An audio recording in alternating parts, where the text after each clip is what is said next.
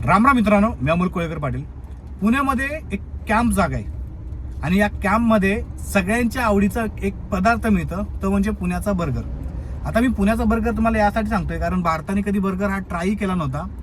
त्यावेळेलापासून पुणेकर burger खात आहेत. ते कसं, तर हा कॅम्पमध्ये जो बर्गर आहे हा 1992 पासूनचा या ठिकाणी विक्री सुरू होते. आणि हा बर्गर कोणी सुरू केला होता तर शापूरजी इराणी नावाचे एक आपले भारतीय व्यावसायिक आहेत. त्यांच्या फॅमिलीने हा बर्गर सुरू केलेला. सुरुवातीला त्यांच्या घरापासूनच सुरू केलेला. घराच्या बाजूला कोपऱ्यामध्ये एक छोटीशी जागा होती, त्याच्यामध्ये त्यांनी ते दुकान टाकलं आणि तिथून ते सुरू केलं 1992ला. तुम्हाला एक आश्चर्याचा धक्का बसेल की या बर्गरचं नाव होतं बर्गर किंग. जे आत्ताचं बर्गर किंग आहे, अमेरिकेची जी कंपनी आहे, हे नंतर आलं. पण या अगोदरपासून देखील पुण्यामध्ये बर्गर किंग नावाचं हे शॉप होतं. नंतर याच गोष्टीवरनं ट्रेडमार्कवरून ही नवीन आलेली कंपनी बर्गर किंग, जी अमेरिकेची आहे, आणि आपल्या पुणेकरांची म्हणजे शापूरजी इराणींची जी कंपनी बर्गर किंग, म्हणजे छोटंसं दुकान होतं. या दोघांच्या केसेस सुरू होत्या. म्हणजे एका अमेरिकेच्या कंपनीला देखील ह्या पुण्यातल्या एका व्यावसायिकाची भीती वाटत होती. त्यांच्या लोगोचा गैरवापर होतोय असं त्यांचं म्हणणं होतं. परंतु 11-13 वर्ष ही केस चालली आणि 13 वर्षाच्या नंतर पुणे न्यायालयाने आता 2024ला नुकतंच आपले स्थानिक इराणी ज्या फॅमिली आहे यांच्या बाजूने निकाल देत, कारण त्यांचे जसे बिल होते, तसं मेनू कार्ड होता 1992 पासूनचा जो बर्गर किंग नावाने होता, आणि या सगळ्या पुराव्यांच्या आधारे इराणींच्या बाजूने निकाल दिला. आणि त्यानंतर देखील हे पुणे कॅम्पमधलं बर्गर किंग जास्त फेमस झालं किंवा म्हणा जास्त प्रसिद्ध झालं. आता परत देखील हे बर्गर किंग पुन्हा एकदा चर्चेमध्ये आले आणि त्याचं वेगळं कारण असं आहे. आपल्याला सगळ्यांना माहिती आहे, तुकाराम मुंडे साहेब FDAचे जे आयुक्त आहेत, अतिशय महाराष्ट्रामध्ये चांगलं काम करतायत. लोकांना स्वच्छ सुंदर खाणं हे मिळालं पाहिजे. ते कुठल्याही दुकानाचं असू द्या किंवा कुठल्याही व्यावसायिकाचं, हॉटेलवाल्याचं असू द्या, त्याच्याशी आपल्याला काही घेणं देणं नाही. जे चुकीचं काम करतील त्यांच्यावरती कारवाया झाल्या पाहिजेत. परंतु मला असं वाटतं की जर कोणाच्या तरी सांगण्यावरनं किंवा कोणाच्या तरी म्हणण्यावरून जर अशा प्रकारे जर काय कारवाई वगैरे होत असेल तर हे चुकीचं आहे.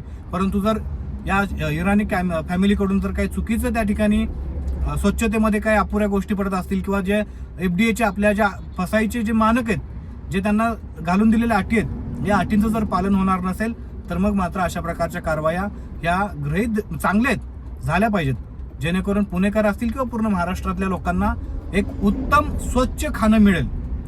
आता पुणेकरांना या सगळ्या प्रक्रियेबद्दल काय वाटतं? तुमचा पुणेकरांचा बर्गर हा आता कायमचा बंद झालेला आहे. कायमचा बंद होईल की नाही माहित नाही, परंतु सध्या तर हे दुकान सीज केलेलं आहे आणि यानंतर हे दुकान कधी सुरू होईल नाही होईल आपल्याला माहित नाही. परंतु सध्या तरी FDA कडनं याच्यावरती जोरात कारवाई झालेली आहे आणि हे दुकान सीज झालेले आहे. आता प्रश्न फक्त हा आहे की शापूरजी इराणी यांनी जे हे 1992ला सुरू केलेलं कॅम्पमधलं बर्गरचं शॉप जर स्वच्छतेच्या मानकानुसार सुरू नव्हतं म्हणून बंद केलं असेल, तर मला असं वाटतं की ज्या वेस्टर्न कंपन्या, ज्या फॉरेन कंपन्या आहेत, यांचे जे शॉप्स आहेत, याच्यामधून जे चिकन मिळतं हे चांगलंच असेल असं अजिबात नाही. अनेक वेळा मोठमोठ्या ह्या ब्रँड कंपन्या ज्या आहेत, फूड सप्लाय करणाऱ्या, या कंपन्यांच्या चिकनमध्ये, या कंपन्यांच्या वेजेसमध्ये आणि या कंपन्यांच्या सॉसेसमध्ये देखील खूप मोठ्या प्रमाणामध्ये बुरशी, त्यांच्यामध्ये स्मेल येणं, खूप मोठ्या मोठ्या गोष्टी घडतात. मला वाटतं याकडे FDAने जास्त लक्ष देणं गरजेचं आहे, कारण ते फार मोठे जायंट किलर आहेत. ते पूर्ण त्यांनी जगामध्ये व्याप्ती वाढवलेली आहे आणि अशा मोठमोठ्या व्यावसायिकांच्या दुकानांमध्ये जास्त लक्ष देणं गरजेचं आहे, कारण सगळ्यात जास्त कन्झम्पशन तिथं होतं. ह्या सगळ्या प्रक्रियेबद्दल, या सगळ्या कारवाईबद्दल तुमचं काय म्हणणं आहे आणि खास करून पुणेकरांना काय वाटतं कमेंट करून नक्की सांगा. बाकी आपले अमोल कोळेकर पाटील बॅकअप नावाचं एक Instagram अकाउंट आहे, त्याला फॉलो केलं नसेल तर नक्की करा. आणि पेज देखील अमोल कोळेकर पाटील नावाचं पेज आहे फेसबुकला, त्याला देखील नक्की फॉलो करा. जय शिवराय, जय शंभूराजे, जय मल्हार.